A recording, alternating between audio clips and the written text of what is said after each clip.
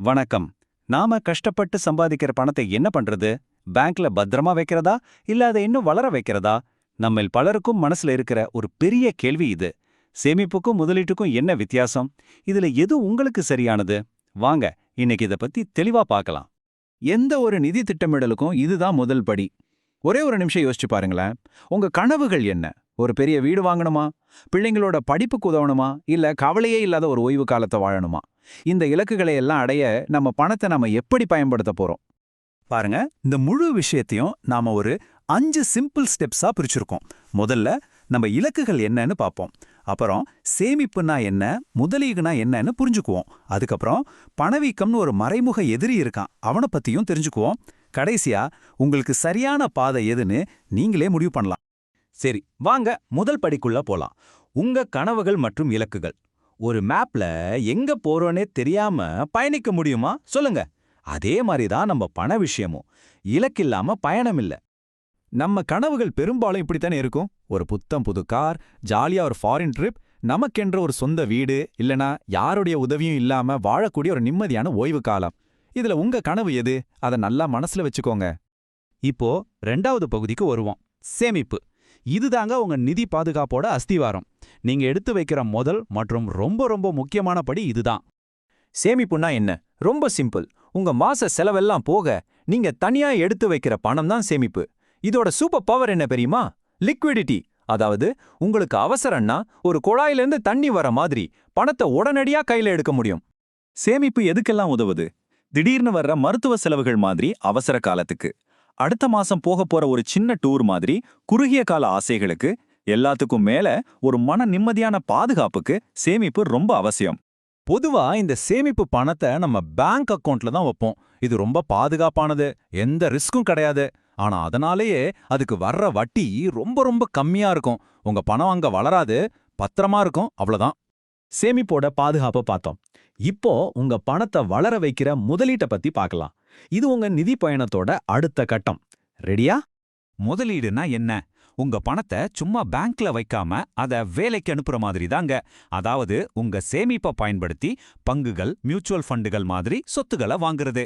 இதோட நோக்கம் ஒன்னே ஒண்ணுதான். காலப்போக்குல உங்க பணம் பெருகி லாபம் தரணும். முதலீட்டோட நோக்கம் சேமிப்புல இருந்து முற்றிலும் வேற. வீடு வாங்குறது, கல்யாண செலவுகள், இல்ல ஒரு 20-30 வருஷம் கழிச்சு வரப்போற நம்மளோட ஓய்வு காலம் மாதிரி பெரிய நீண்ட கால இலக்குகளுக்காக பண்றது தான் முதலீடு. பங்குகள், மியூச்சுவல் ஃபண்டுகள் மாதிரியான முதலீடுகள் ஒரு சின்ன செடியை நட்டு அதை ஒரு பெரிய மரமா வளர்க்குற மாதிரி. சரியான முதலீடுகள் காலப்போக்கில் உங்களுக்கு அதிக வருமானத்தை அள்ளி கொடுக்கும். இதுதான் முதலீட்டோட உண்மையான பவர். இப்போ ஒரு ரொம்ப முக்கியமான விஷயத்துக்கு வரும். சேமிப்பா இருக்கட்டும், முதலீடா இருக்கட்டும், ரெண்டுக்குமே ஒரு பொதுவான எதிரி இருக்கான். அவன் பேரு தான் பணவீக்கம். இது நம்ம பணத்தோட மதிப்பை நமக்கு தெரியாமலே அரிச்சு எடுக்கிற ஒரு கண்ணுக்கு தெரியாத சக்தி. பணவீக்கம்னா என்னன்னு சிம்பிளா சொல்லவா? 10 வருஷத்துக்கு முன்னாடி 10 ரூபாய்க்கு வாங்கின ஒரு டீ இப்போ 15 ரூபாய் ஆகிடுச்சு இல்லையா? அதுதான் பணவீக்கம். அதாவது பொருட்களோட விலை ஏறிக்கிட்டே போறதுனால நம்ம பணத்தோட வாங்கும் சக்தி குறைஞ்சு போறது.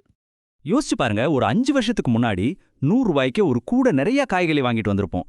ஆனா இன்னைக்கு அதே 100 ரூபாய்க்கு சில காய்கறி கூட வாங்க முடியல. உங்ககிட்ட இருக்கிறது அதே 100 ரூபாய் தான், ஆனா அதோட பவர் குறைஞ்சிடுச்சு. வேற மாதிரி சொல்லணும்னா, அதே பொருளை வாங்க நீங்க இப்ப அதிகமா செலவு பண்ண வேண்டியிருக்கு.